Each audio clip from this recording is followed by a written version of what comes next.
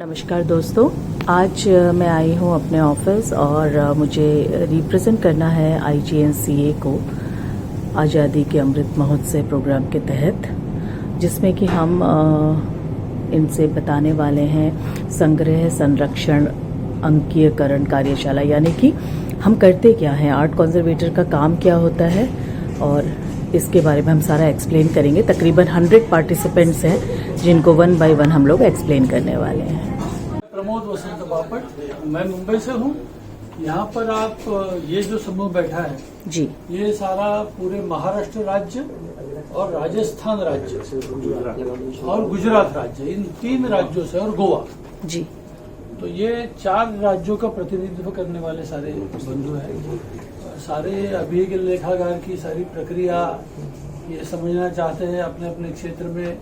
वहाँ की जो जानकारी है उस जानकारी का संरक्षण, संवर्धन, डिजिटाइजेशन सारा जो यहाँ पर किया जाता है वो सारा सीखने ये समूह एक में यहाँ पर समाविष्ट है। बिल्कुल, आप सभी का स्वागत है। और अब हमारे सर बताएंगे।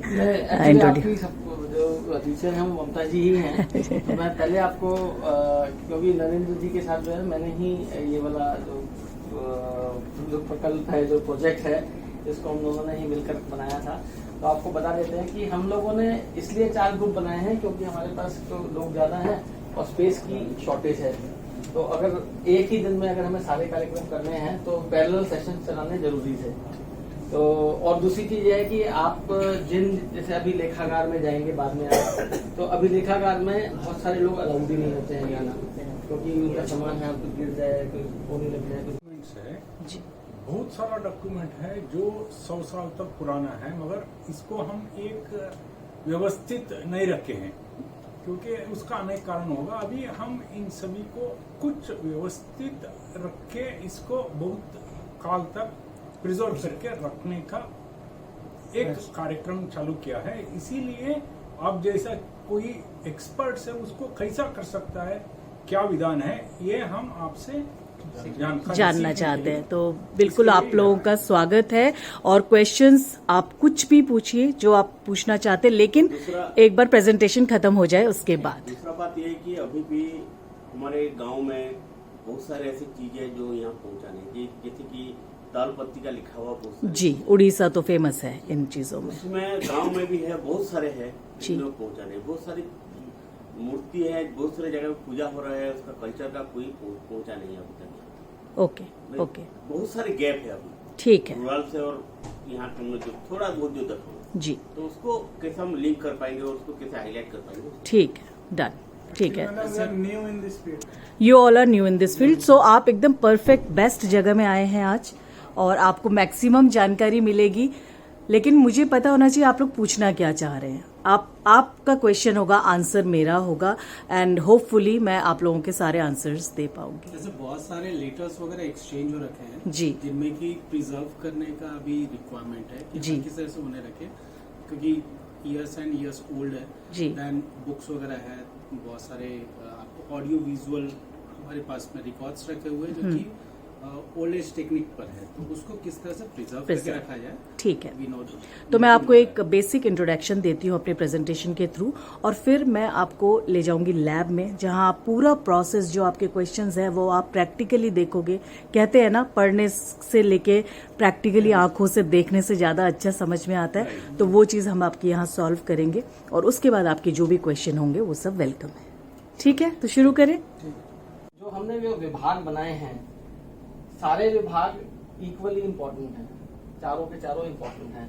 एक विभाग ऐसा है जो कि चीजों का संरक्षण करता है, चीजों को जो हमारा विभाग है जिसमें हम लोगों को जो है हर चीज का संरक्षण करना ये है। और दूसरा विभाग है संचय करना। तो अगर हम कोई भी कल्चरल सेंटर हो या कोई भी म्यूजियम हो या कोई अभिलेखागार हो, तो उसमें सबसे पहली चीज हमें क्या चाहिए, संचय करना चाहिए। संचय करना हमें आना चाहिए। तो संचय करने का जो विधि है वो आप डॉक्यूमेंटेशन में सीखेंगे। तो जो भी चीज आती है, तो ये बड़ा सिंपल सी चीज मैं आपको बता रहा हूँ कि हम लोग कहते हैं कि संरक्षण करना, तो संरक्षण आप उसी चीज का कर सकते हैं जो चीज आपके पास होगी। तो अगर हम मान लीजिए किसी चीज का जब संचय कर रहे हैं और हमने उसका जब ऑब्जेक्ट हमारे पास आया और हमने किसी रजिस्टर में उस ऑब्जेक्ट का नाम नहीं लिखा और वो हमने अंदर डाल दिया, तो वो ऑब्जेक्ट एक तरीके से अगर कभी चोरी हो जाएगा या मिसप्लेस हो जाएगा तो वो हमें मिलेगा नहीं। तो वो भी एक संरक्षण का ही पार्ट है। अगर हमने किसी ऑब्जेक्ट को रखा, उसको हमने सेफ्टी के लिए बचाया, तो वो भी एक पार्ट है। तो अब मैं सीधा संरक्षण पर आता हूँ। अग्रेसर वाली पीपीटी चला दें। कल्चरल हेरिटेज बोल रहे हैं तो सभी हेरिटेज ही हैं। जो आपके पास भी जो सामान है वो आपकी हेरिटेज है, आप उसको बचाना चाहते हैं, इसीलिए आप इस क्लास के अंदर आए हैं। तो जो हमारी हेरिटेज है वो रिस्क पर है, उसको किस किस चीज से खतरा है।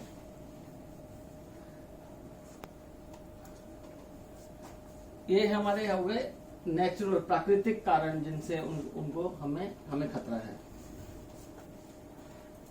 फिर सबसे ज्यादा खतरा जो है वो इससे होता है, ये जो आदमी है उससे सबसे ज्यादा खतरा होता है। अच्छा, और इसको फिर हमने कैसे बांटा कि एक हमारे कारण ऐसे हैं जो भी नुकसान पहुंचाएंगे वो इमीडिएट और ड्रास्टिक इफेक्ट में हो जाते हैं। मतलब 1 सेकेंड से लेकर 2 दिन के अंदर अंदर आपकी जो संपदा है वो नष्ट हो जाती है। जैसे बाढ़ आई और बाढ़ के अंदर आपकी पांडुलिपियां बह गई या किताबें बह गई, रजिस्टर बह गए, तो वो अगर 2 दिन तक उस पानी में तैरते रहेंगे तो वो नष्ट हो जाते हैं, इंक निकल जाएगी। वो आप उनको बचाना कोई आसान काम नहीं है। इसके एग्जाम्पल्स भी हैं। जैसे अब रोम में, फ्लोरेंस में 1967 में जो बाढ़ आई थी, अब क्योंकि वो देश एक ऐसा देश था कि जिसको कला संपदा से बहुत ज्यादा प्रेम है, तो उसका संरक्षण आज तक हो रहा है उन चीजों का। और हमारे यहाँ भी बाढ़ बहुत आई हैं, तो उनका संरक्षण तो नहीं हो रहा लेकिन नुकसान बहुत हुआ। जैसे अभी केरल में 2-3 साल पहले बहुत बाढ़ आई थी, कश्मीर में बहुत बाढ़ आई थी। अभी जयपुर में 2019 में जो बाढ़ आई थी उसमें बहुत हानि हुई है, और हमारा ही विभाग जो है वहाँ पर जो सैल्वेज करने में अभी भी लगा हुआ है उन ऑब्जेक्ट्स को। ये हमारा जो संरक्षण विभाग है वहाँ का, एल्बर्ट हॉल के अंदर वो पानी 2-2 मंजिल तक पानी भर गया था उसमें। तो उसमें ऐसा होता है कि जो चीजें आपकी प्राकृतिक चीजों से बनी हुई हैं, जैसे पेपर है, पाम लीव्स हैं, या कपड़ा है, इनको डैमेज ज्यादा होता है अगर पानी से डैमेज की हम बात करें। और अगर अर्थक्वेक से बात करें तो पेपर को डैमेज ज्यादा नहीं होता। ज्यादा से ज्यादा क्या होगा, किताब नीचे गिर जाएगी, तब हमें पूर्ण तरीके से नष्ट नहीं होगी। लेकिन अगर कोई कप होगा, कोई मृद भांड होगा, वो अगर नीचे गिरेगा तो टूट जाएगा। और उसको जोड़ने में ऐसा जापान में अर्थक्वेक में हुआ है कि आज तक चल रहे हैं लोग उनको संरक्षण करने के लिए। उसके बाद आपके हैं जो धीरे धीरे और क्यूमुलेटिव इफेक्ट है, यानी कि आज थोड़ा इफेक्ट हुआ, कल इफेक्ट हुआ, तो कल वाले इफेक्ट का भी उसमें जोर पकड़ेगा। तो जब आप देखते हैं किसी पुरानी चीज को जिसमें क्रैक्स वगैरह होते हैं, तो वो उसका एग्जाम्पल वो है। तो ये है भूकंप है, वोल्केनिक इरप्शंस हैं, स्टॉर्म है, हरिकेन, बिजली गिरना, ओले पड़ना, बारिश, टाइडल वेव, फायर, जो फॉरेस्ट फायर जो होती हैं उनकी बात हो रही है, जो नेचुरल वाली हैं। नेचुरल वाली सारी ग्रीन है और ह्यूमन वाली सारी रेड है। उसके बाद ये इरोजन, मतलब आप जैसे जैसे आप रोज एक ही सरफेस पे अगर चलते रहेंगे किसी भी सरफेस पे, तो वो इरोड करता है। तो उसके ऊपर अगर 1000 साल से लोग चल रहे हैं, अगर आप किसी मंदिर में जाएंगे पुराने, तो आपको दिखेगा कि उसके ऊपर पत्थर उस जगह से घिस गया है, या कभी कोई पानी गिरता है कहीं पर। लेकिन जो मैंने आपको बताया था, प्रोफेशनल भी वो फॉलो नहीं करते हैं जी। अच्छा जी, हाँ, लैब में कुछ इक्विपमेंट्स सब कुछ दिखाएंगे आपको। नहीं, मेरा प्रश्न ये था कि वो बाद में सभी इक्विपमेंट तो ध्यान में नहीं रहेंगे, इसीलिए कुछ फोटोग्राफ्स हम उसके निकाल सकते हैं। बिल्कुल, आप जहाँ प्रोसेस है हमारा, और आप इस चीज को ऐसे समझिए जैसे ह्यूमन बीइंग, ठीक है। हमारे घर में एक बच्चा पैदा हुआ है, बहुत आम लैंग्वेज में आपको सिखाती हूँ। हमारे घर में एक नन्हा सा बेबी आता है, तो किस तरीके से हम उसको पालते हैं, क्या क्या प्रॉब्लम्स है। एक एक पेज को पलटते हैं, उसका कोई भी पार्ट इंक्लूडिंग उसकी बाइंडिंग, इंक्लूडिंग उसका कवर और इंक्लूडिंग उसमें जो सिलाई की हुई है, आपको हैरानी होगी ये जान कि कई तरह की सिलाई समय के साथ बदलती चली गई। पुराने जमाने की सिलाई अलग थी, पुराने जमाने के धागे अलग थे, धीरे धीरे इनमें भी बदलाव आता गया। बीच में कुछ ऐसा खतरनाक समय आया होगा, कब आया आई डोंट नो एग्जैक्टली, और मैं ऐसे कोई ब्लेम नहीं करना चाहती। स्टेपलर भी यूज होने लगे, है ना, जो कि कागज एक इतने नाजुक चीज को आपने लोहे के साथ अटैच कर दिया, तो आप लगाइए लोहा लगता है तो जंग लगता है, तो किताबों में भी लग जाता है ये सब। तो इस तरह की चीजों भी, तो इनको खोलना, इनकी बीमारियों को जानना, बीमारियों को जानने के बाद अपने सीनियर्स के साथ अपनी टीम, हमारा हमेशा टीम वर्क होता है, इंडिविजुअल वर्क नहीं होता है। प्रैक्टिकल काम में भले इंडिविजुअल करूंगी लेकिन वो भी बटे होंगे, इतना हिस्सा मैं करूंगी, इतना हिस्सा कोई और करेंगे, इतना हिस्सा कोई और करेंगे। फिर हम उसका ट्रीटमेंट डिसाइड करते हैं, अपने सर से उसकी वो लेते हैं, आज्ञा लेते हैं कि सर हम कर लें, इफ ही इज रेडी हम अपना काम शुरू कर देते हैं।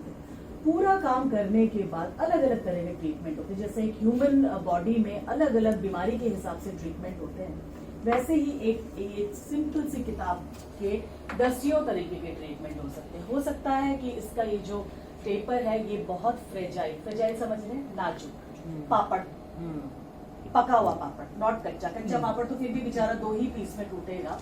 जो पका हुआ पापड़ होता है उसको आपने थोड़ा सा दबाया हल्के से भी वो खत्म, बिल्कुल वैसे ही पेपर होता है। और ये सब आप कभी ना कभी अपनी लाइफ टाइम में फील कर चुके होंगे, जो पेपर पुरानी किताबें खराब हो जाती हैं, फ्रेजाइल है, तो सबसे पहले हमको तो उसको हम ट्रीटमेंट करेंगे कैसे जब वो इतना नाजुक है, तो उसका भी ट्रीटमेंट है, उसको किस तरीके से दो। ये जो जनरल बाइंडिंग है, पैड बाइंडिंग जो आप अभी यूज करते हो, पैड के पास होल बाइंडिंग, जो होल देखो आपने होल मार के, and the swan binding and machine made, जो सेक्शन बाय सेक्शन सिलाई होती है, स्टिचिंग होती है, द स्वान बाइंडिंग, ये लोग हम लोग यही करते हैं। ये मशीन मेड भी होती है और दोनों चीज होती है।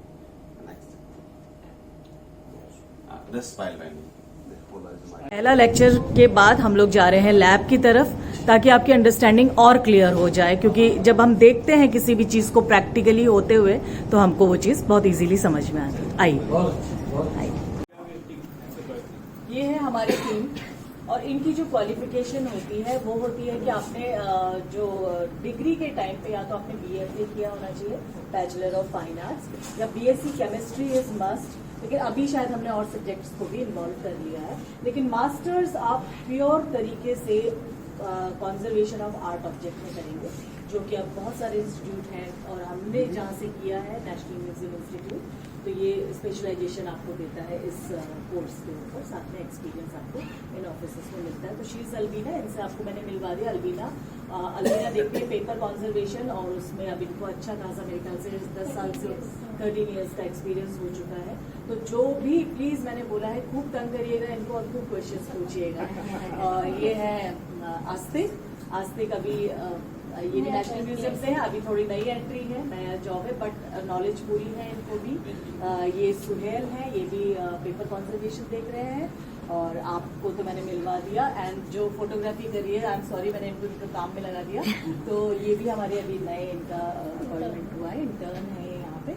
तो हम लोग इंटर्नशिप की सुविधा भी देते हैं यहाँ पे, तो आप अच्छी तरीके से प्रॉपर तरीके से इस काम को सीख सकते हैं। बाकी मैं आप सारा इन लोगों के ऊपर दारोमदार छोड़ती हूँ, आप समझिए और उसके बाद क्वेश्चंस। कोई इंस्टीट्यूट से कोई आया ट्रेनिंग के लिए जी, तो आप देते हैं? बिल्कुल देते हैं, उसके लिए बस हमारे सर से एक बार परमिशन लेनी होती है, फिर हम सब तो है ही आप लोगों की मदद करने के लिए। इंटर्न में आपने बोला, तो इंटर्न में कैसा है कि किसी स्पेसिफिक कॉलेज से रहेगा? जो हमारे पास है वो हम आपको इंटर्नशिप में सिखाएंगे, और पेपर कॉन्जर्वेशन पे हमारा ध्यान ज्यादा होता है, पेपर पेंटिंग्स हो गए, अभी जो आप आगे देख रहे हो, तो वो हमारा पूरा एक पैकेज रहेगा, और उस पैकेज में हम आपको डिग्री में कंपलसरी यही डिग्री होनी चाहिए तभी इंटर्नशिप मिलेगी, या कोई भी है मास्टर हो इंटर्नशिप का बेसिकली क्या मोटो है ना कि कैंडिडेट का क्या इंटरेस्ट है।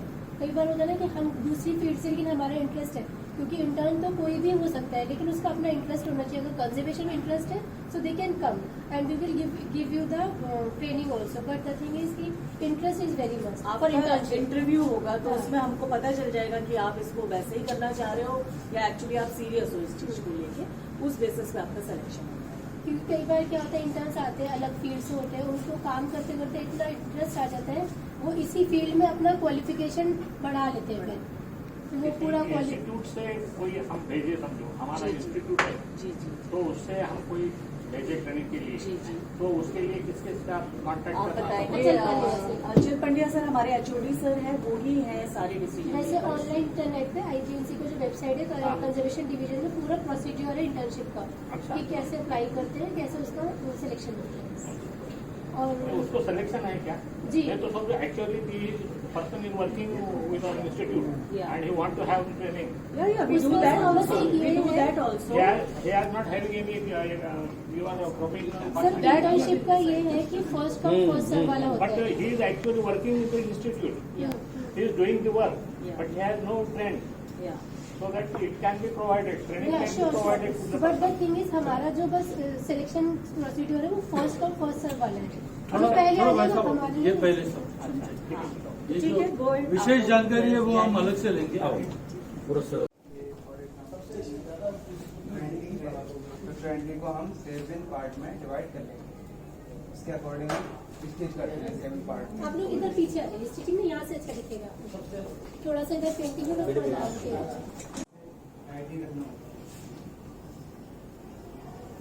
किसी भी मटेरियल पे हो सकती है, ऑयल पे है, कैनवास पे हो सकती है, पेपर पे हो सकती है, वुड पे हो सकती है, इनफैक्ट फार्म यूज में पेंटिंग मिल जाती है। तो पेंटिंग में क्या है कि आप डिफरेंट लेयर्स होती हैं, जो आप देखते हैं सिर्फ पेंट देखते हैं, आप आर्टिस्ट की आर्ट देखते हैं, लेकिन एक्चुअल में अगर मटेरियल वाइज आप देखें तो काफ़ी कुछ है। पेंटिंग बेसिकली डिफरेंट लेयर्स है।